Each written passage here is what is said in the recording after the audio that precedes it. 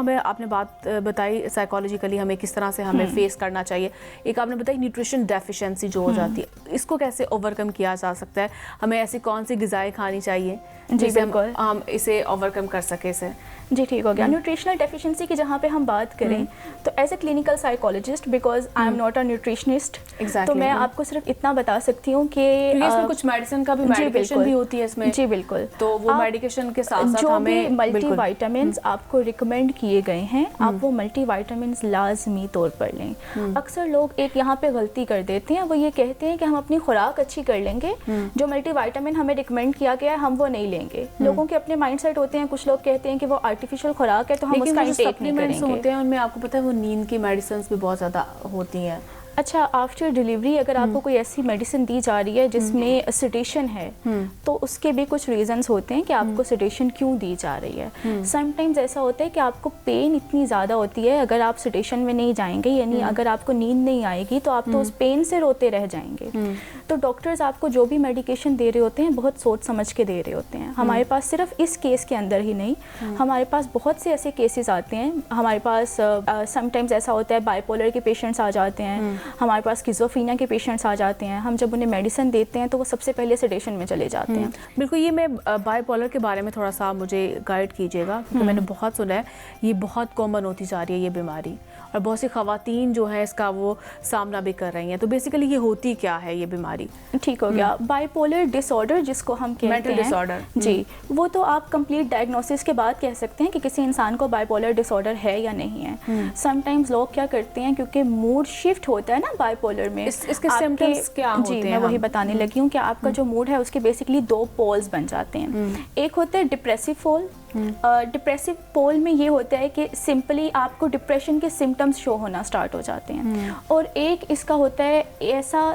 पोल जिसको आप बोलते हैं मैनिया का फेस। मैनिया फेस ये होती है कि आपकी एनर्जी बहुत हाई हो जाती है, यानी एक इंसान कुछ ऐसे मूड शो कर रहा है जिसमें उसका मूड बहुत ज़्यादा डिप्रेस है, शाम के टाइम वो अपनी एनर्जी बहुत हाई फील कर रहा है, ठीक है, या हफ्ते के कुछ दिन वो डिप्रेशन के अंदर है, उसे लग रहा है कि वो ज़िंदगी में कुछ भी नहीं कर सकता, और कुछ दिन उसकी एनर्जी जो है वो बहुत हाई लेवल पे पहुंची हुई है, इतनी कि वो घर के भी सारे काम कर रहा है, वो बाहर के भी सारे काम कर रहा है, वो सबसे मुस्कुरा के मिल भी रहा है, और लोग कह रहे हैं आज इसकी एनर्जी बहुत हाई हुई है। लगता है कि वाकई वो एक नॉर्मल होता है? नहीं, नॉर्मल नहीं होता, वो नॉर्मल नहीं होता ना। ख़वातीन में मैंने देखी ऐसी बहुत सी चीज़ें, वो उनमें एक तो गुस्सा बहुत होता है जब वो मैनिया की फेस में होती हैं, क्योंकि एनर्जी बहुत ज़्यादा हुई हुई होती है, एनर्जी को कंट्रोल नहीं कर पा रहे होते, तो गुस्सा उनमें आ जाता है। एलिमेंट बहुत ज़्यादा होता है जी। वो हर किसी से जो है वो डिस्टेंस रखते हैं, मतलब ज़्यादा उनका किसी के साथ इतना रिलेशनशिप नहीं होता, इवन कि वो अपने हस्बैंड से भी डिस्टेंस रखती हैं वो। अच्छा, उसके अंदर मल्टीपल फैक्टर्स हो सकते हैं, को एक्टिंग डिसऑर्डर्स भी हो सकते हैं। लाइक जिस तरह आपने कहा कि हस्बैंड के साथ भी डिस्टेंस रखा जा रहा होता है, तो क्योंकि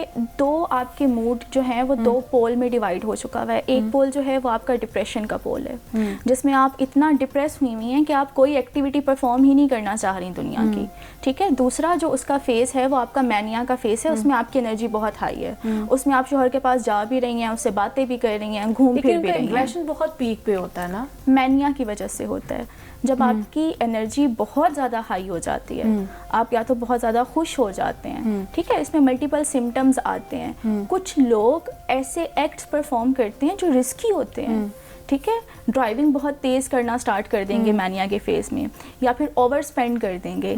बिल्कुल जिस तरह से आपने कहा कि गुस्सा बहुत ज़्यादा आ रहा होता है, तो हर इंसान में सिम्टम्स जो हैं वो डिफरेंट होते हैं। कुछ लोगों के सिम्टम्स ये होते हैं कि जब वो मैनिया के फेस में होते हैं वो बहुत एग्रेसिव हुए हुए होते हैं। समटाइम्स लोग यहाँ पे ऐसे बिहेवियर्स भी शो करते हैं जो कि उनकी जान के लिए भी ख़तरे का बायस बनते हैं, दूसरे की जान के लिए भी ख़तरे का बायस बनते हैं, ठीक है। हमारे पास कुछ ऐसे केसेस भी आते हैं जिसमें किसी ने किसी को मार दिया।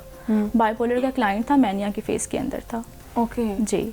तो मैनिया की जो फेस है वो इतनी आगे तक भी जा सकती है साइकोलॉजिकल मैटर्स की, क्योंकि अवेयरनेस नहीं है, लोगों को समझ नहीं आती। लोग कहते हैं कुछ दिन ये ऐसे उदास होकर बैठा रहता है, कुछ दिन इसमें एनर्जी आ जाती है और ये कह रहा होता है आज तो मैंने दुनिया फतह कर लेनी है। तो आपको वहाँ पे दिखाने की ज़रूरत है। और बाइपोलर डिसऑर्डर भी बाकी डिसऑर्डर्स की तरह आपके बायोलॉजिकल फैक्टर्स की वजह से हो रहा होता है। इसमें सेल्फ टॉक बहुत करते हैं ये सेल्फ टॉक जो है वो बाइपोलर के लिए स्पेसिफिकली नहीं है, वो आपके स्किज़ोफ्रेनिया के पेशेंट्स जो हैं वो बहुत ज़्यादा कर रहे होते हैं कि उन्हें हेलोसिनेशंस हो रही हैं, ठीक है, यानी उन्हें ऐसी चीज़ें दिखाई दे रही हैं जो कि हकीकत में मौजूद नहीं है, या उन्हें ऐसी चीज़ें सुनाई दे रही हैं। वो कहते हैं हमारे कानों में आवाज़ें आती जी हैं। बिल्कुल। और इसके अलावा वो जो है वो दूसरों पर तशद्दुद करना पसंद करते हैं। जी ये जो तशद्दुद ये भी करना, इलामात जो होते बिल्कुल हैं। बिल्कुल ये स्किज़ोफ्रेनिया की इलामात होती हैं, ठीक है। बाइपोलर के साथ वो को अकरिंग कंडीशन हो सकती है, लेकिन स्पेसिफिकली हम इसे बाइपोलर नहीं कह सकते